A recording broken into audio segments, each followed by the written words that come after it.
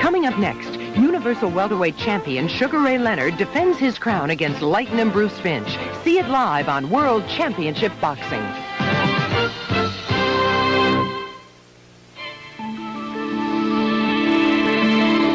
This is HBO.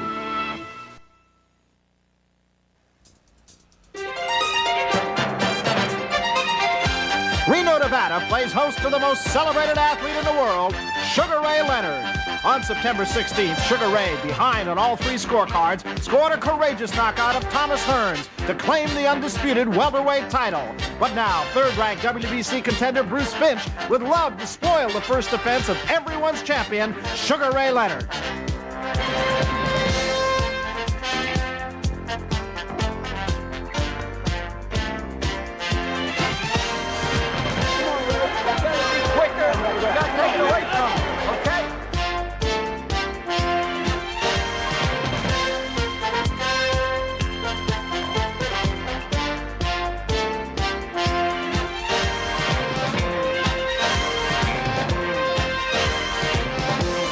Undisputed welterweight champion Sugar Ray Leonard defends his crown against the third-ranked WBC contender, Bruce Finch.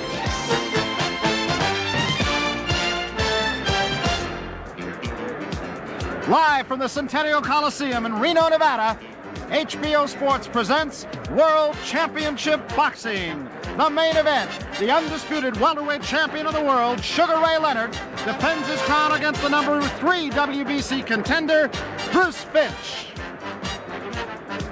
Hello, everybody. I'm Barry Tompkins, along with Larry Merchant. We are in Reno, Nevada, a city that has been alive in anticipation of this event tonight. And Larry, I think it's safe to say it is more than just the event that they have anticipated. It is the man, Sugar Ray Leonard. Well, this being George Washington's birthday or our celebration of it, I can't tell a lie. We're really here to see more of a performance in a performance-oriented resort than a contest. It's a performance not like Bill Cosby or Diana Ross, but more like an animal tamer, and we're wondering whether this time he just might get clawed. Virtuoso performance, to be sure, and we are seeing Sugar Ray Leonard perhaps at the very top of his game. He's fighting with the utmost what I call clarity. He sees everything, he's quick at everything. He's a great fighter at the peak of his career. Well, we talk about a performer, and the city of Reno has adopted this performer, Sugar Ray Leonard, as its very own. For tonight, this is the only show in town, and why not? It's been 72 years since the last one. Imagine this scenario if you can. Jerry Cooney defeats Larry Holmes for the heavyweight championship. Shortly thereafter, James Baldwin, one of America's leading writers, a black man, urges Muhammad Ali to come out of retirement, whip his tired old fat body into shape to fight Cooney and restore the heavyweight championship to the black race for its greater glory. Well, something like that is exactly what happened here in Reno 72 years ago. The champion in 1910 was Jack Johnson, the first black to hold the title. It was a time, in Ralph Ellison's memorable phrase, when most blacks were invisible. Johnson's flamboyant lifestyle stirred up racial tensions. Jack London, one of the most famous writers of his day, pleaded with former champion James Jeffries, now weighing 320 pounds, to come out of retirement and win back the title for the white race. Jeffries earned the now infamous nickname, the Great White Hope. In 6 months, he lost 90 pounds.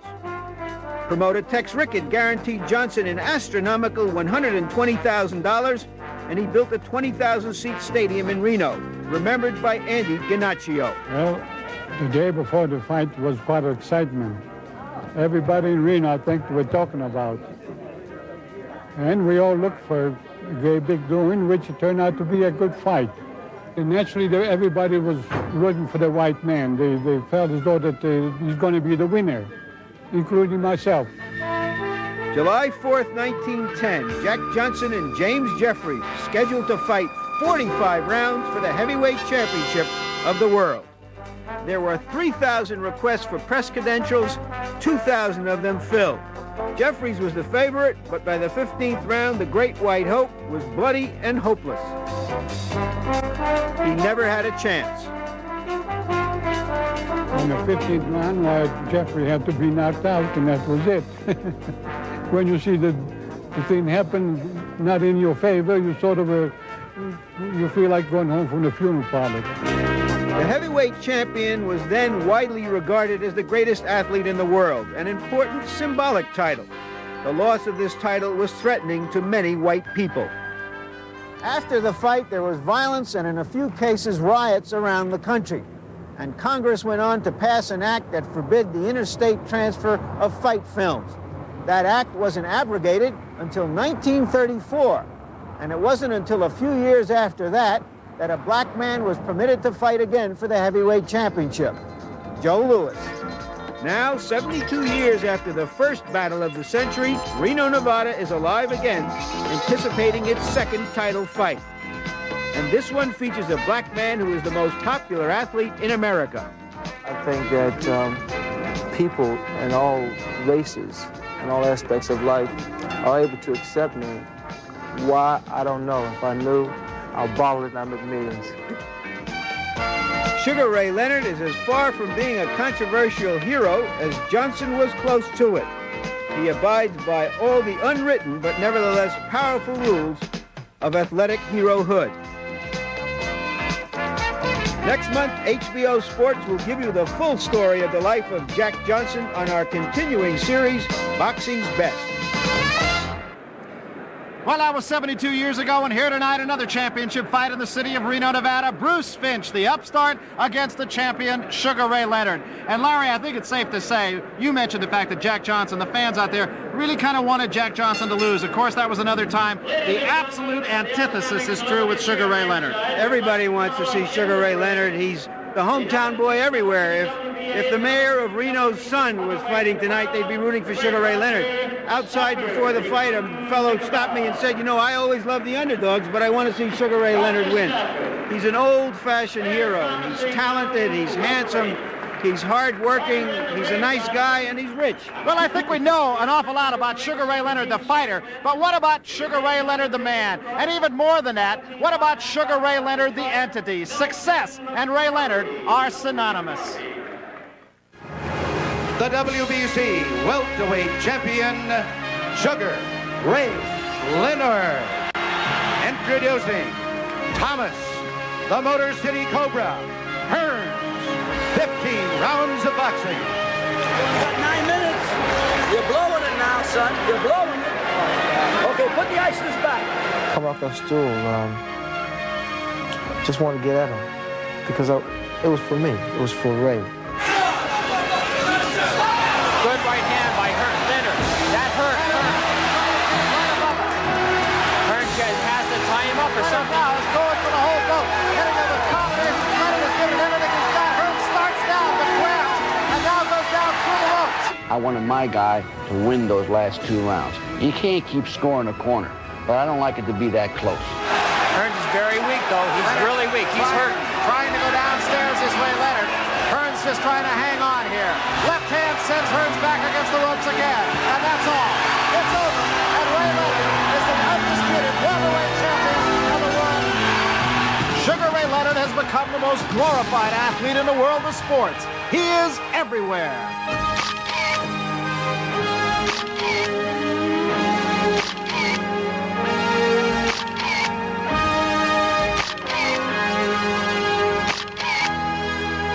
President Reagan greeted the new undisputed welterweight champion on Sugar Ray Leonard Day in Washington, D.C.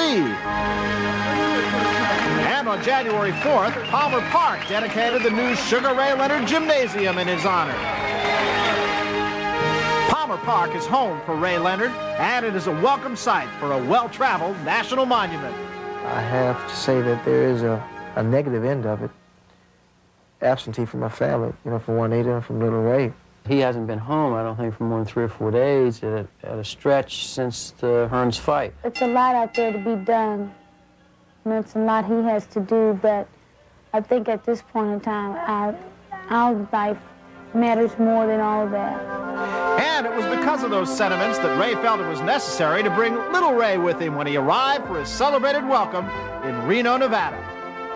I just miss him so much because I go away and I come back and something's changed about him. You know, you can only go around once with a kid because next thing you know, he'll be asking for my keys to drive my car unless he have his own. But for now, it is Ray Leonard who drives himself toward the most lucrative heights in boxing history. He has grossed approximately $40 million in his last 2 years in the ring, and while he has collected the cash, we have been treated to one memory after another.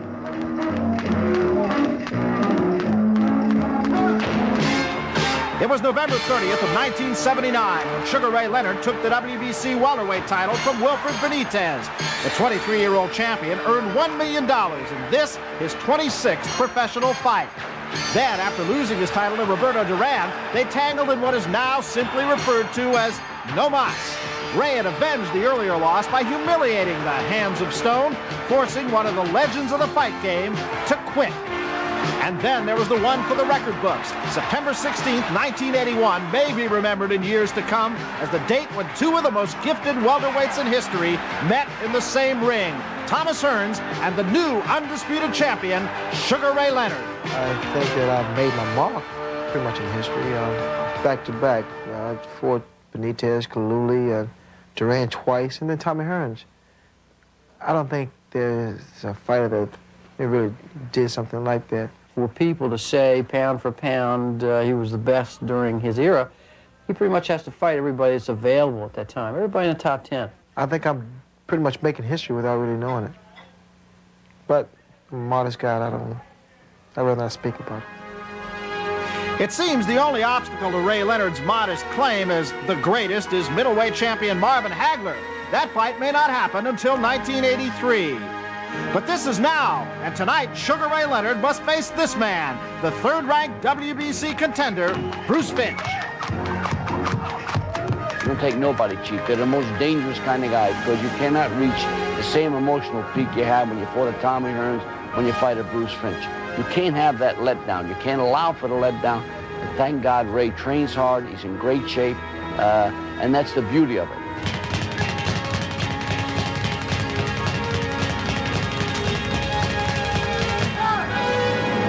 Bruce Finch, here you have an opportunity to fight for the world, undisputed. I mean, welterweight championship of the world. Again, you will fight for the title. You won't win. See you in the ring, pal.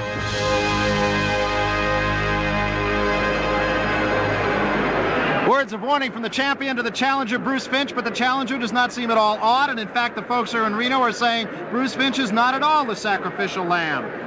Well, sometimes, Barry, the underdog turns what appears to be an electric chair into a throne. We've had a couple of fights in the last year, Trevor Burbick against heavyweight champion Larry Holmes, Pat Cowdell against featherweight champion Salvador Sanchez, in which we had much better fights, and so did the champion, than we had all anticipated.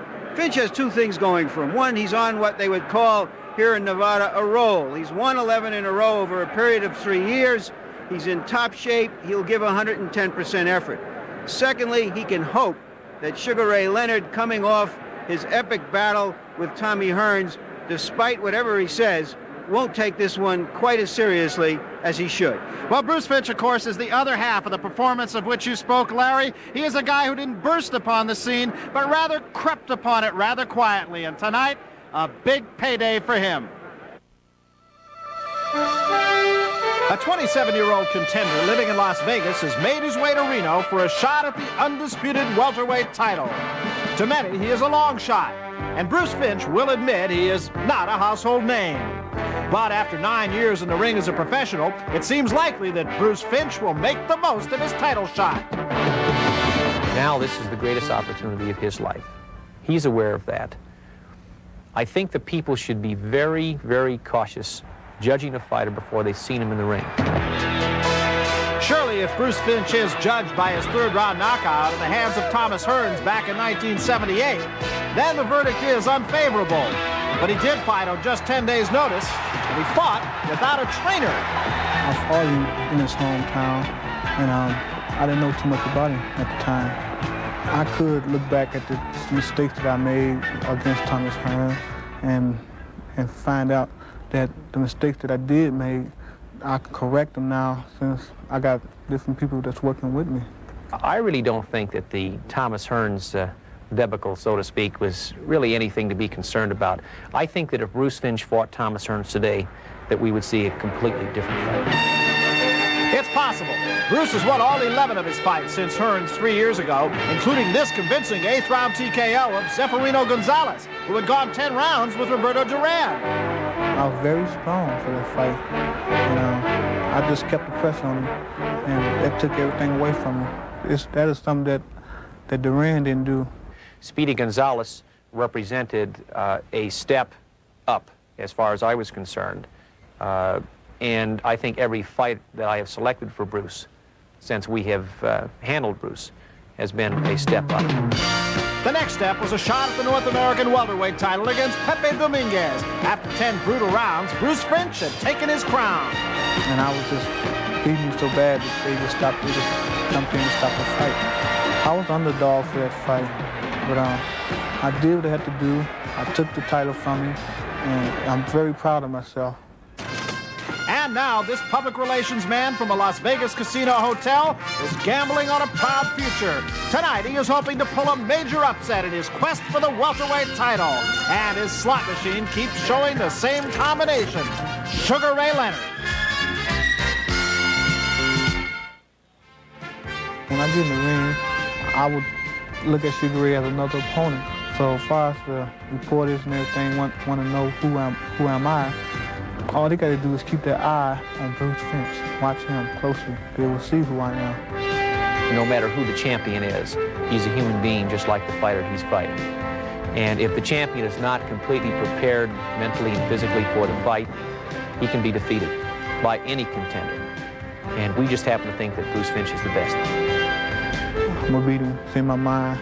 And keep it there. I'm coming, Sugar Ray. I'm coming. I'm coming for you. I'm coming for you.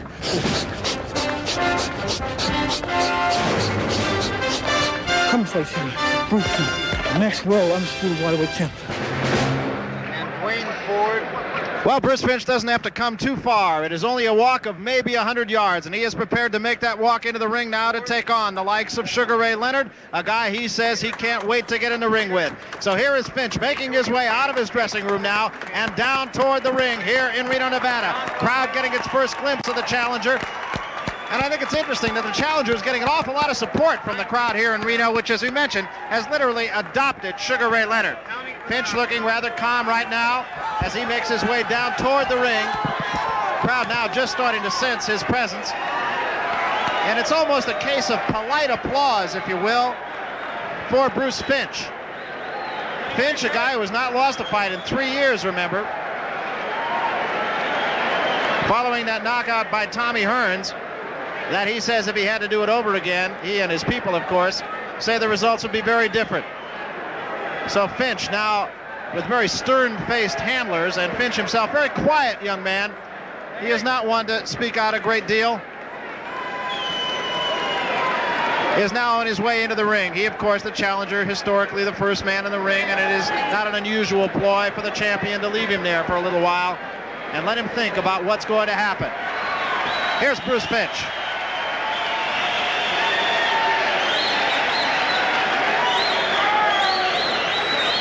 You look at the record of Bruce Finch, as we mentioned, 33 wins. He's lost 3 fights. He has a draw and has knocked out 27 of his opponents. But, Larry, that sometimes is a misleading number. We don't know who the opponents were, of course, and if it had been 34-0, you still don't know when you go up against a world-class and really what everyone is coming to recognize as a great fighter in Sugar Ray Leonard.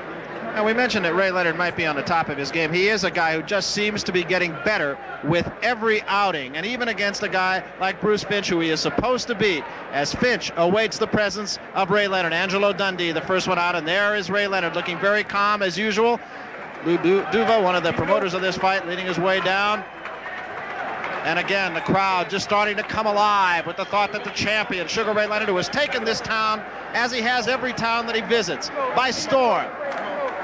Larry Merchant's point about if he were to fight the mayor of Reno, Sugar Ray Leonard would be the public choice. He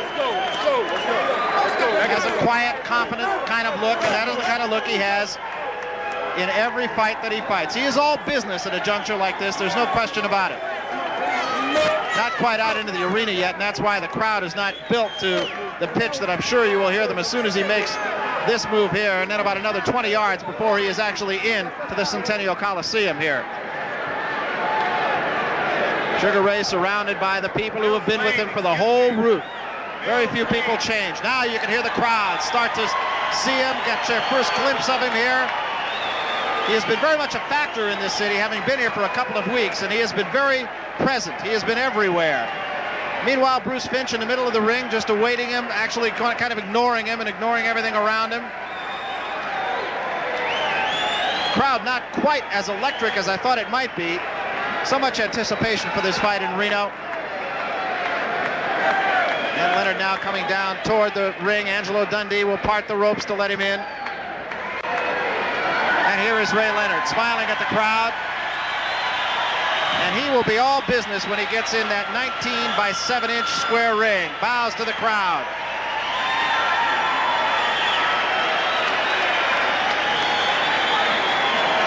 Now we'll see if there are any psychological games to be played here, Larry.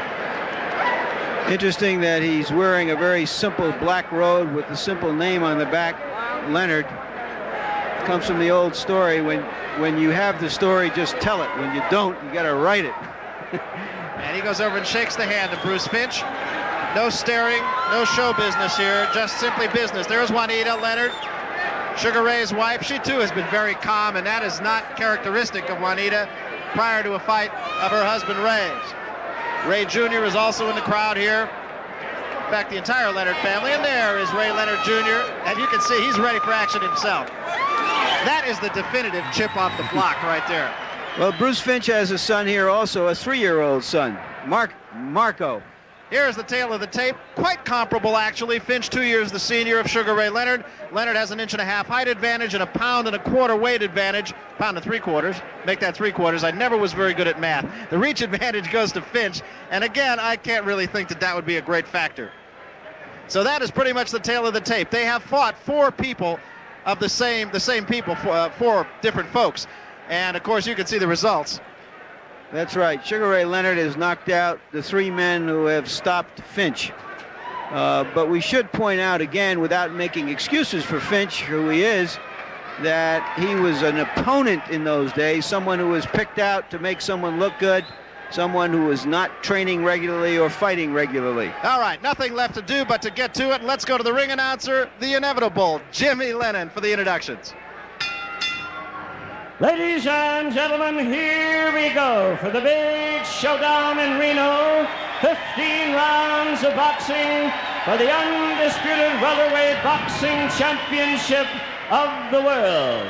Presenting to you on my right, out of the red corner, the challenger wearing white trunks with a blue trim, formerly of Milwaukee, Wisconsin, fighting out of Las Vegas, Nevada. At 145.25 pounds, 24 wins by knockout in his 30 great wins, the North American Boxing Federation welterweight champion, rated number 3 contender in the world, here is Lightnin' Bruce Finch. So Finch does have some crowd support here in Reno. Well, fans, his opponent, out of the red corner wearing black trunks with a gold stripe, and he really needing no introduction the world over, hailing from Palmer Park, Maryland, weighing in at a trim and ready, even 146 pounds, 22 great knockouts and 31 sensational wins. Here, the undisputed world's welterweight boxing champion, the classy Sugar Ray Leonard. Referee now giving instructions, Mills Lane. Okay, few seconds. I want you to go light on the grease, okay? Light on the grease. Now, you've had your instruction. Any question from Mr. Finch's corner? Any question from Mr. Leonard's corner? Shake hands. Let's get it on, boys. Well, Mills Lane said it all. Let's get it on. Let's get it on. I look, Barry, for Ray Leonard to try some body punching early in the fight. He's been working on that a great deal in his training. Let's see if he can put it to effective use. Ready here? Ready? All right. Well, Ray looks very calm, and Bruce Finch, the challenger, on his behalf, also looking very calm. Round 1, 15 rounds. It's for the undisputed welterweight championship of the world in Reno, Nevada. First time in 72 years. Finch a lunging right hand. First punch of the fight, harmless. Finch wears the white trunks, blue trim, and Sugar Ray Leonard wearing the black trunks with the gold trim. Sugar Ray starts off with his back to the ropes here against Finch, and almost a let's see what you got, kid, kind of attitude. Finch does get a couple of punches through. Ray still seems to be kind of shaking out the cobwebs here.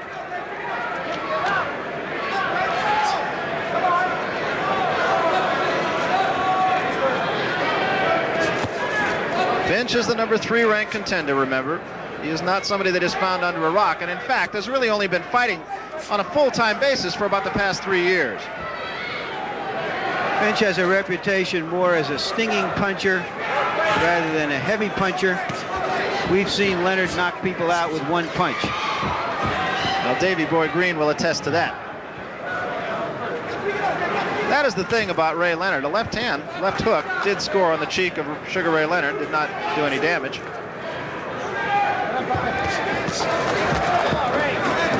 This is a little uncharacteristic of Leonard, even if he's sizing up his opponent.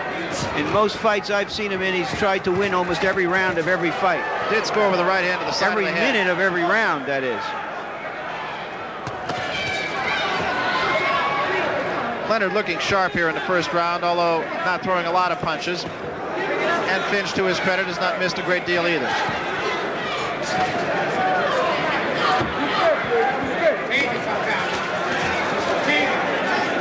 Leonard does look all business. Right to the head and a right to the body by Finch. He does have quick hands, and that is one of the things that people say about him. In fact, people say that he does a lot of the things that Leonard does. He just does not do them quite as well as Leonard. But Leonard is the fighter that comes along once a decade, if that.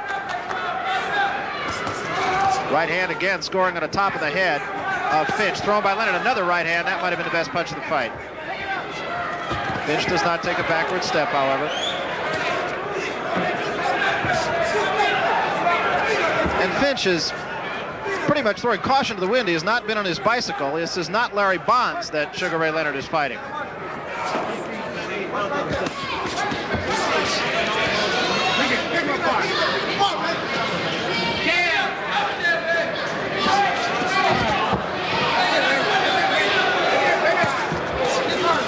Winding down to the end of the first round. That round was Bruce Finch's.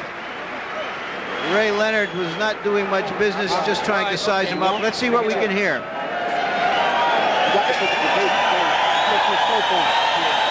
Change the direction, going the same way you want. You have to change it. You can't stay the one way. Don't let him slide in on you, Ray. In other words, don't lay on the ropes at all, because he butted you already on top of your head. You know what I mean? Yeah. Okay, son. Don't take no games. Don't gamble with it. Let your shots go. Make it outside, be your, inside. Make it so simple. Make it be your pace. Your pace. You get it? Don't let him leave pace on you like that. He's all stiff. This is when you should nail him. Go downstairs. So you're going his pace. Pick it up. Go your thing, because this kid will fall apart. Go your own thing. When they rub Ray Leonard down, it's almost like they're polishing a diamond. And in fact, they are. Well, I think Angela Dundee told you everything certainly that we can tell you between rounds. Don't get on the ropes. He says he butted you on top of the head one time. Don't take any chances with this guy. Janks Morton, his other trainer, saying the man is stiff. Go downstairs now.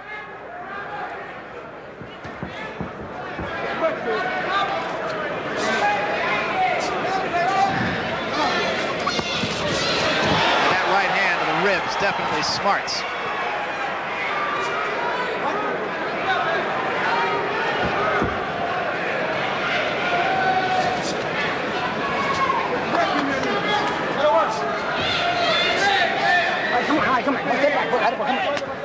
Strange lack of passion and excitement in the crowd here. That's very true, especially for a fight that has been anticipated like this one has. I guess after 72 years, they're out of practice. Not to mention out of breath. Finch forcing the action again, but unable to really score with anything substantial on Sugar Ray Leonard. Leonard, as his corner has said, is going downstairs here in round 2. Counter punch by Finch scored to the face of Sugar Ray Leonard. And Leonard staying off the ropes. Left hand and another left hand, and that one could have stung Sugar Ray. And the crowd comes alive for maybe the first time tonight on behalf of the challenger, Bruce Finch.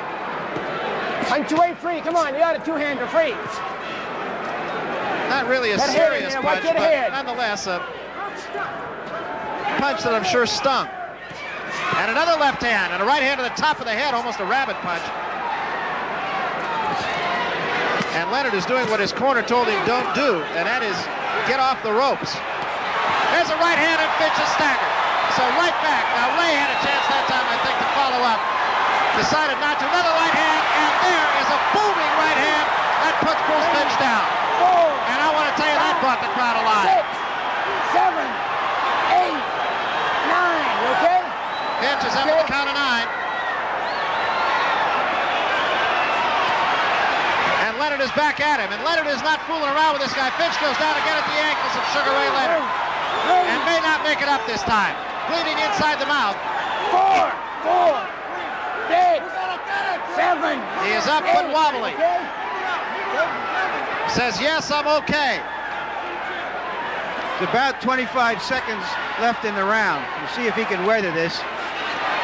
And another right hand sends him back against the ropes. Sugar Ray Leonard is not waiting. Finch bails out of there. It was a right hand with Leonard's back to the ropes that caused the first amount of damage. 5 seconds remaining in the round. Finch is still very much hurt. He's just hanging on. The legs are like rubber, but he is doing the right thing, and he does get through the round.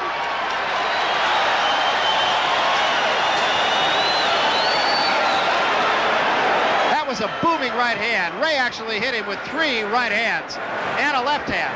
The right hand that moved him back off the ropes. And then after that, 3 more punches, with the right hand being the biggest.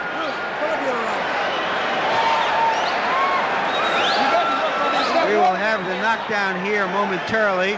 It was preceded by a good body punch, and Leonard was almost sizing him up like a piece of meat that he was waiting to see how he could cut him down. Caught a right, and there is the right back. Earlier I spoke about how the clarity with which he's fighting. Here's another view of that punch right there. Check him out. Come on, get the water up. Get that water up here. By that clarity, I mean that even when a fighter is very much on top of him, he sees everything coming and he has the quickness to deal with it, as you saw there. This is the 3rd round. Bruce Finch's legs will tell a story here, and they are still a little bit wobbly. I think Finch might have possibly hurt Leonard a little bit, and Sugar Ray said, enough of this.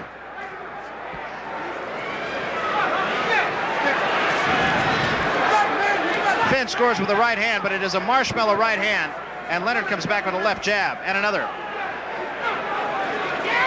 And a right hand again, and the knees buckle on Bruce Finch. A left hand to the head by Leonard.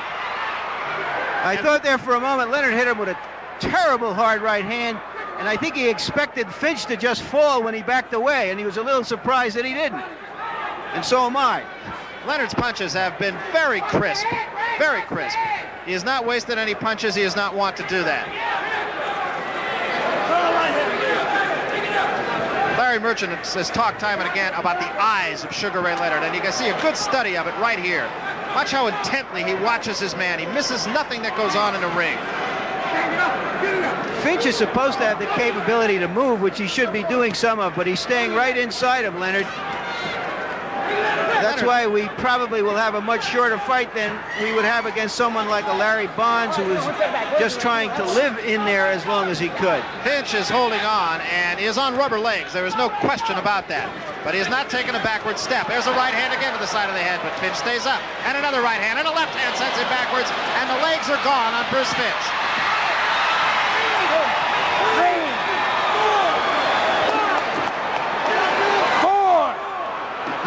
Just trying to get some air, get some breath. 8, 9. It's all over. It is all over, and wisely so. Mills Lane calls a halt to things here in the third round, and I don't think you can question that at all. The man was hurt, and in fact, he got a couple of extra seconds on that knockdown simply because Sugar Ray did not go to the farthest neutral corner. So Sugar Ray Leonard is the winner by a technical knockout here in the third round, and it was very impressive regardless of the competition. Sugar Ray Leonard is just getting better with every fight. It's just that simple. Let's take another look at the end of the fight. That left hand just buckled the knees, and you can see, look at the knees of Bruce Finch. He just had nothing left at that point, and almost any other punch would have put him down. In fact, Ray did not really hit him with a solid punch after that left hook buckled the knees. Let's take another look at it. Watch the left hook. The right hand set him up, and the left hand brought him back. You didn't quite see it because it was behind you, and you can see the dance that Bruce Finch is doing at that time. He was out at that juncture. Interesting shot here. This is from up in the rafters of Centennial Coliseum. It was the right hand really that did do most damage, not so much the left, but there is the left, and that was the final punch. Sugar Ray taking a step back from it and really just waiting for Bruce Finch to fall. The legs are the first to go, and they went on Bruce Finch, and after that, it was merely a question of how long it took the challenger to fall down. Sugar Ray did not really hit him with a solid punch after that. It was the right hand that set him up, a left hand coming back behind it. And you can see Sugar Ray Leonard, if he's going to be on television, he's going to look good, folks. From Reno. So he retains his undisputed possession of the welterweight title. And right now, let's go up to Jimmy Lennon for the official decision. Jimmy? Well, ladies and gentlemen, we have the time of the knockout. 1 minute and 50 seconds in round number 3. Referee in charge, Mills Lane, stopping the bout. The winner by way of knockout, remaining the undisputed welterweight boxing champion of the world, Sugar Ray Leonard. And really, there was never a question about it, almost from midway through the first round. Bruce Finch had to go after his man. There was really no other way. He could not do what mistakes Larry Bonds did in his encounter with Sugar Ray at Syracuse. He tried to backpedal, tried to stay away from him, and then it was only a question of time until Sugar Ray Leonard caught up with him. And now, let's go up to Larry Merchant right now.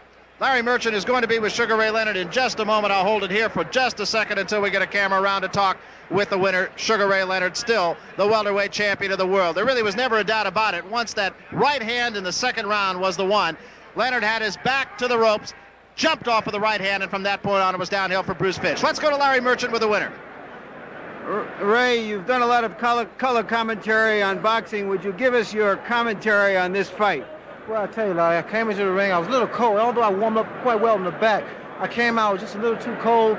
It took me about a round or two really to warm up. Bruce, quite naturally, would come and try to take control early.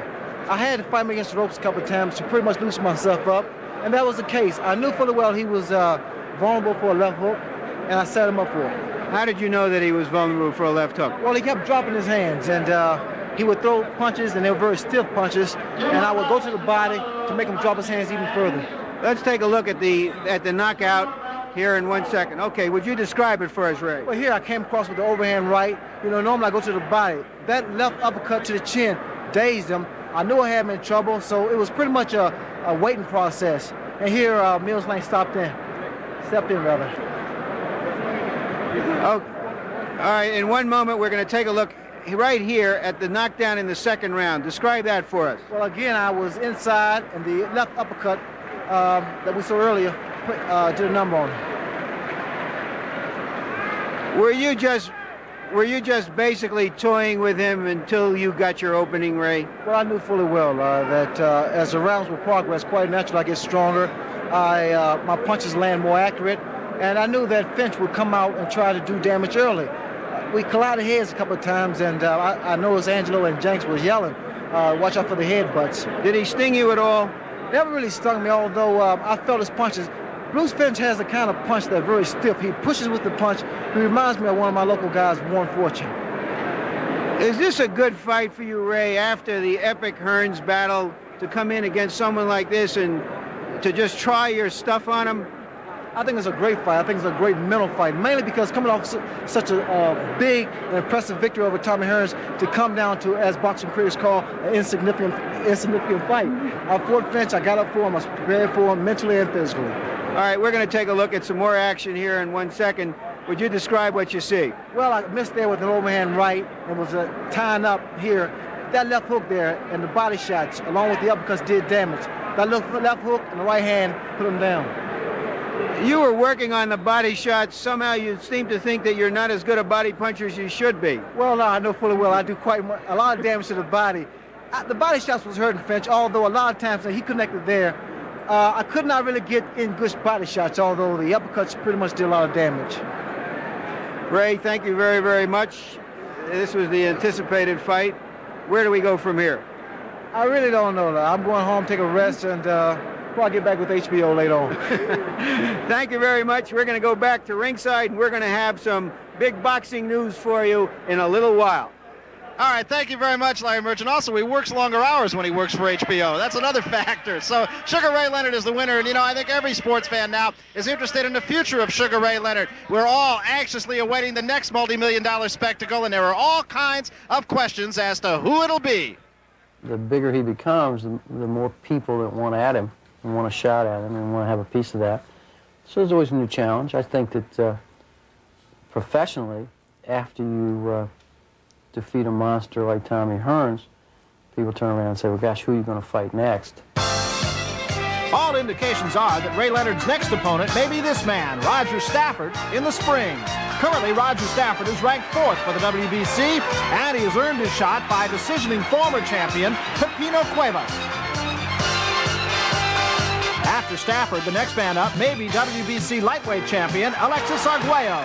Right now, there is a 12-pound weight difference, but Arguello is confident that he can step up and earn a big payday with Ray Leonard.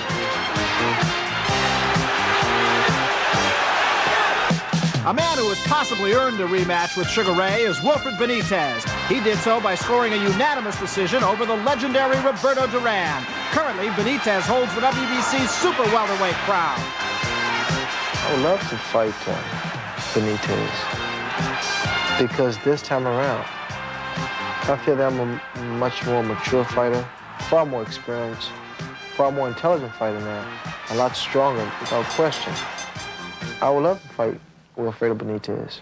The problem with that fight is that there is no public clamor for another Leonard Benitez fight. There are enough people that Leonard has not fought once that it seems silly to go back and fight people twice, someone that Ray has already beat. Where is the mystique there? Where is the interest? One past opponent who still has mystique is Thomas Hearns. The public would love a rematch. That fight pretty much brought the best out of Sugar Ray Leonard. I guess mainly because of the condition I was in. I would never even think about giving Tommy Hearns a rematch, although without question he deserves a rematch. It could happen. When? I couldn't say. From a business standpoint, a second Hearns fight is great, and we could get more money than we made the first time and the rest of it. But from a boxing standpoint, whether you can fight someone who's almost 6'3" and outweighs your fighter by 10 to 15 pounds, that's a strategic question, and I'm not so sure that's one that's going to be answered in the affirmative. And, of course, the biggest dream match of all would be with Marvin Hagler. Right now, both camps are bickering over the weight difference. It would probably be the largest purse in history. But for now, there is optimism and doubt. First of all, he hasn't fought Marvin before, so it's not it's more of an exciting thing from Ray's standpoint. There's somebody new on the block, and I think that he's inclined to get pretty excited about things like that. It's like a new challenge. I can tell you, we have never discussed a fight between Ray Leonard and Marvin Hagler since the Hampshire fight. And my phone's still here. I'm waiting for him to call. If he wants to call, we'll sit down and talk about it. I am already making plans for Ray through the rest of this year, of '82. So it would seem to me that it would be unlikely that it's going to happen this year. If it happens at all, it would probably be in the first half of '83. I have the desire to fight Marvin Hagler. I would love it to be the middleweight championship of the world, but unfortunately, Mother Nature didn't make me out to be a bigger guy. So if we are able to reach a deal, whereas we fight at 154, fine. I would love to face him. I love to fight him. I think the public would love that. Mainly because Hagler is a superior athlete and without question, one of the greatest middleweights I've seen. He's paid his dues. He was able to get the title, and he's held on to it for a long period of time. The two of us, it would be a natural fight. It would be a fight that would take a great deal of wit, experience, power, speed. It would be a good one. So Sugar Ray Leonard has made news tonight by defeating Bruce Finch in 3 rounds. Larry Merchant is also going to tell us about a little bit of news, and he's also with a guy very important to the future of Sugar Ray Leonard. Larry? All right, first we're with Angelo Dundee. Angelo, were you at all concerned about this fella? Well, I was, because he was awkward, converted southpaw. I was afraid of Ray laying on the ropes. In fact, we got on him, Jenks and I, when he came back. Watch his guy's head, because this guy's a bit of a goat, and he can bust you wide open. We're going to have some replays of the knockdowns in this fight, and we'd like for you to describe them from your point of view as a trainer and a boxing man, how you see it. Well, the way I see it, Ray set these punches up because he went to the outside, he went to the inside. And Ray's devastating when he lets that left hook go, because that's his best shot. That's a shot he knocked Benitez down with, and he keeps getting better with it. Here's the same knockdown from another angle. He goes inside, over, then he goes inside again, and then over. See, he sets him up. And this guy didn't expect to get nailed with those kind of punches. Just like you wrote the book. Angelo, a question about Sugar Ray's future. I am under the impression that he's really, or you're really, not that much interested in him going up to fight middleweight champion Hagler at this time. Well, I see his body will dictate that. Ray's a welterweight very easily, no problem. Makes the weight without even, trying. He's a welterweight, pure and simple. Let everybody who wants to fight him as a welterweight come and chase him out and try to get him out of that welterweight division. When Ray's body dictates, he'll be a middleweight when his body tells me. All right, thank you very much, Angelo. I do have some news to tell you about that situation and about the situation both in the middle divisions and the heavy division. First, the news. It is our understanding at HBO that the Larry Holmes-Jerry Cooney fight is definitely off. It will be postponed at least until May, possibly until June, and that Larry Holmes may fight another fight before that fight can be remade. As you know, Cooney has a shoulder injury. Secondly, we hear that Roberto Duran definitely will fight again. He doesn't want to go out on that loss to Benitez. And we may see him back in the junior middleweight division, just as we may see Benitez go out of the junior middleweight division into the middleweight division. Ray Leonard is making so much money, and even in a fight of this magnitude, he made $2 million, that he doesn't need Hagler, which could be a payday in excess of $10 or $15 million. They feel they can wait. The pinwheel in all of this stuff is Tommy Hearns, oddly enough. Hearns is fighting a middleweight fight in a few weeks. If he looks better than he did in his last middleweight fight, he will challenge Hagler. If he doesn't look any better, he will go back to the welterweight division or the junior middleweight division and work himself back to a rematch with Sugar Ray Leonard. Now back to you, Barry. All right, thank you very much, Larry Merchant. And the man on my right here is Roger Stafford. Now, we talked about what's next for Sugar Ray Leonard, and the first name you saw come up was Roger Stafford. So, Roger, let me ask you, first of all, what have you learned from tonight's fight with Bruce Finch? Nothing really.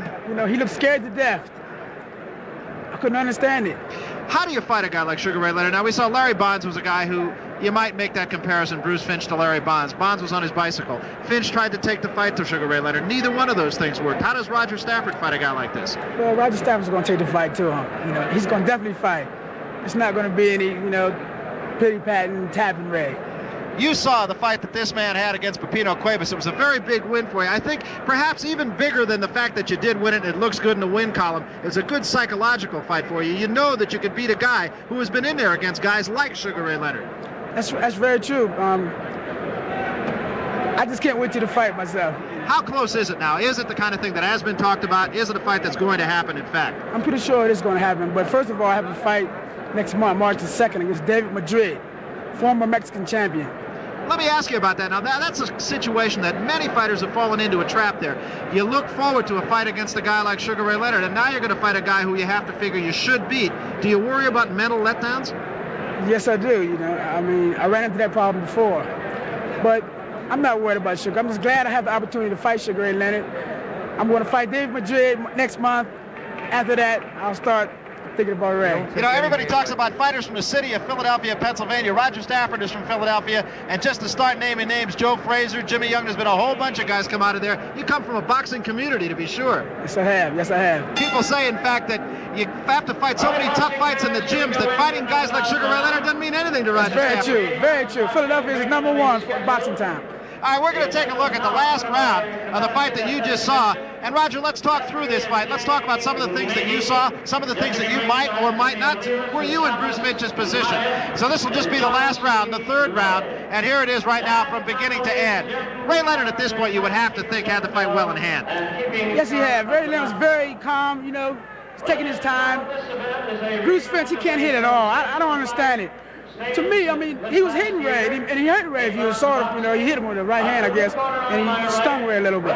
Well, in fact, we said that in our call of the fight. We thought maybe Finch might have stung Ray. I don't think it really hurt him, but he might have stung him. And I kind of think that maybe that's what said to Ray, enough of this, I'm not going to fool around with this guy. I just hope Ray come out like he did on Finch, come out on me.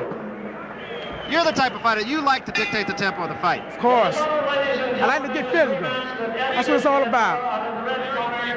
I just hope he comes in the ring when he fights me just like he came in for this fight. Well, especially, in fact, Ray's corner, Angelo Dundee, Jack Sporton said, you got to stay off the ropes. You got to stay off the ropes, and yet Ray went right back to the ropes. I hope he get on the ropes for me. That's all I can say. Can Ray Leonard, I mean, every fighter, of course, that fights Ray Leonard figures the man can be beat. Can Ray Leonard be knocked out? Let me ask you that. Anybody can. All it takes is one punch to turn the fight around.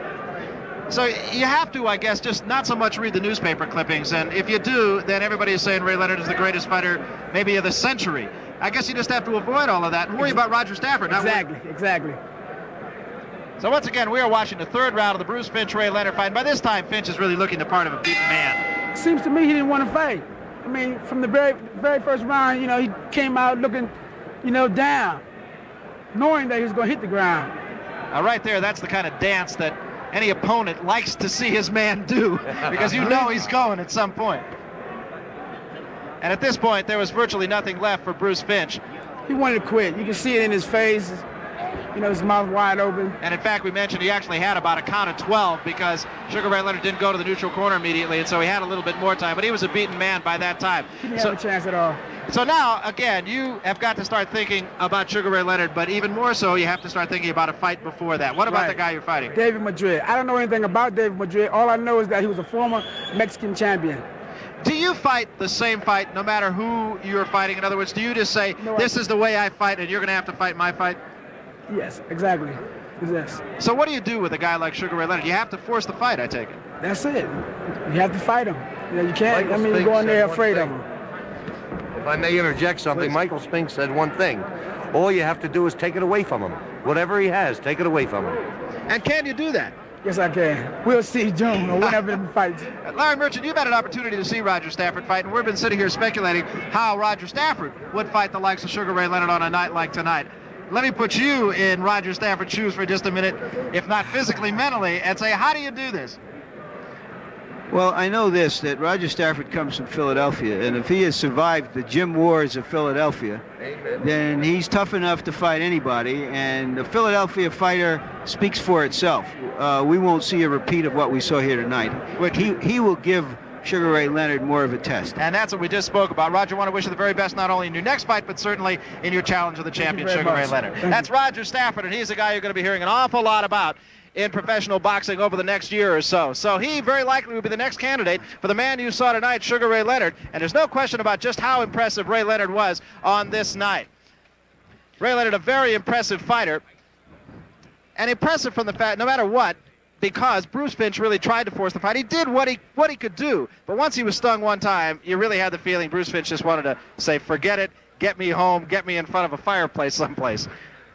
The thing that's so wonderful about Ray Leonard is that he loves what he's doing, and he stays in shape, and all the money in the world couldn't take this away from him these kinds of nights.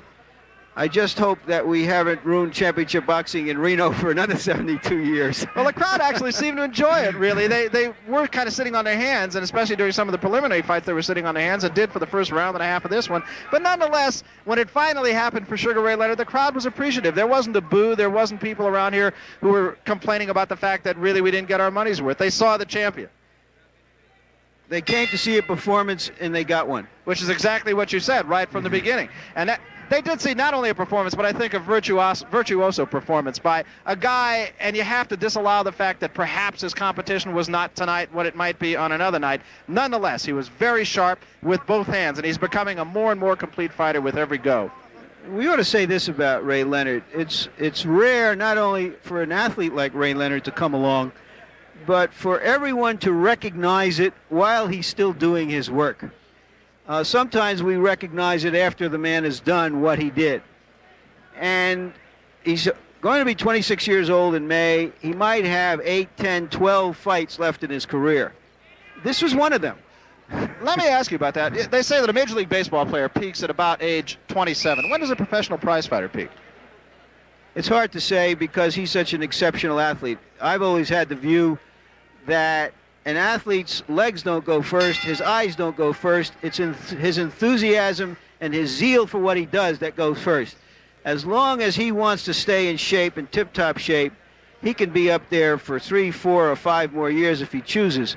There are a group of excellent young welterweight prospects who've won anywhere from 10 to 12 or 13 fights. They're a couple of years away. I don't think he wants any part of Hagler. I don't think they want to jeopardize what he is, even though they can make all of that money. I think they're going to wait for Hearns to make his decision. Hagler doesn't want Benitez. Benitez wants Hagler. It's one of those crazy things, and it's a negotiation. We heard before where the handlers of Sugar Ray Leonard said, well, they haven't called us. Well, it's Leonard who wants Hagler's middleweight title. It's not Hagler who wants Leonard's welterweight title. If he wanted to fight him, he would find him on the phone very quickly. Well, in fact, you and I over coffee this morning talking about the fact of what a quantum leap that is from the welterweight division to the middleweight division for some reason. Yes, but on the other hand, they are gearing him up to fight Arguello, the lightweight champion, and Pryor, the junior welterweight champion. It's just as big a jump for Arguello to go into the welterweight division as it would be for Leonard to go into the middleweight division. And I'm sure Leonard would just like to wait for Arguello and let him make the jump and not bother with it himself. This fight, perhaps, even though it went 3 rounds, was really pretty much decided in the second round. It was when Ray looked like he might have been in just a little bit of trouble being on the ropes that the fight really turned around just that quickly. Come on, that water up. This is second round action, and you'll see that it looked to me at least. Now, I know Ray, when he spoke with you, said, no, he didn't hurt me at all. I thought perhaps that Bruce Finch might have stung him a little bit here. It's interesting how well he takes his corner's advice. He's at a stage in his career where he can plan and plot his own fights, and he's smart enough to do what he feels he can do. And when Angelo Dundee said, son, you pick up the pace, don't slow down to his pace, he did exactly what was ordered. Well, I think Ray, in fact, by his own admission, said that he learned a lesson in the first Roberto Duran fight where he had something to prove, that he was a tough guy, that he could go toe-to-toe with a puncher. And, of course, I know a lot of people who thought that simply because he's Ray Leonard and this is on television and he's making some pretty good bucks for fighting an inferior opponent, that he would carry the fight for 6 rounds, 8 rounds, whatever. And carrying a fight is not a dirty term in boxing. Some very noble warriors have done that for one reason or another. But when he saw his opportunity, I guess even if he wanted to, his instincts and reflexes are so fast that he couldn't keep himself from it. I thought right there was where Ray might have been stung by Bruce Finch, and he just said, enough of this. Now watch the right hand upcoming here, and it is a brilliant right hand. Come on, you got a 2-hander free. That bell, incidentally, you heard, is another fight going on now. You're looking at earlier action of the Sugar Ray Leonard-Bruce Finch fight. Now he will come up with a right hand that just knocks Finch all the way back to the middle of the ring. And this is what Dundee was afraid of, that somehow he'd get cut inside there. That left hand slowed him up. And there's the right. A booming right hand. And I mean, it was a booming right hand. I think from that point on, the fight was over. 3,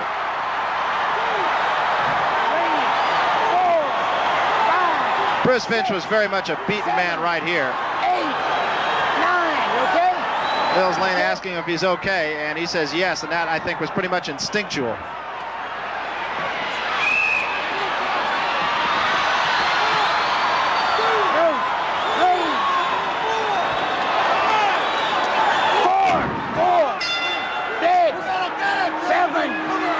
So at this point, Bruce Finch just trying to get the cobwebs out. He managed to get through the second round here, but it was only a matter of time after that. And into the third round, he went down again on rubber legs, and you can see he's on rubber legs right here. And that was all she wrote. So Sugar Ray Leonard retaining his championship with a third-round technical knockout over Bruce Finch. And Leonard not missing a lot of punches, staying sharp, getting a pretty good workout. Mills Lane tells him to break here, but you can see the way Finch went back against the ropes. And then he just held on. Wise thing to do. And that was the end of the second round. The fight, of course, went on a little bit further into the third round, but by that time, I really think the right hand against the ropes was really the turning point. The fight was over once the second round started. He saw what Finch had, and it wasn't enough. I'm not sure whether Finch flinched or Finch finched, but it was all over. You got that right. You did that very well. And it was, in fact, all over, and I think we really saw the champion's champion. He gave a good show to Reno. He gives a good show every time out. It was no exception tonight. Sugar Ray Leonard retaining his undisputed welterweight championship, in doing so in impressive fashion over a game, but much outclassed Bruce Finch. So that's the story from here. A third-round technical knockout, and Sugar Ray Leonard is still, well, he's Sugar Ray Leonard. Be sure to tune in on Saturday, February 27th for International Figure Skating from Peking, China. Dorothy Hamill, John Curry, and JoJo Starbuck headlining an illustrious group of international figure skaters in this HBO Sports exclusive from the land of enchantment, China. 7:30 Eastern and Pacific, 6:30 Central. So for Larry Merchant, I'm Barry Tompkins saying so long from the Centennial Coliseum in Reno, Nevada.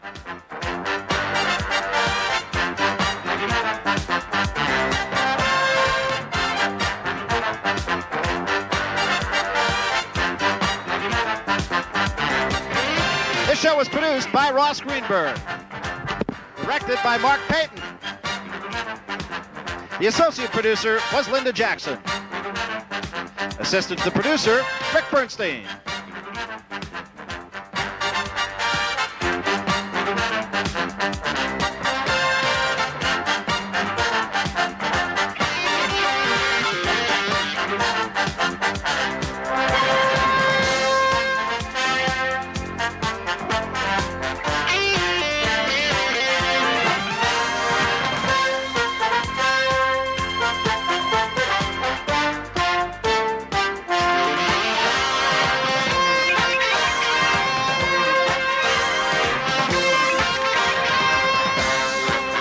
This has been a presentation of HBO Sports, the network of champions.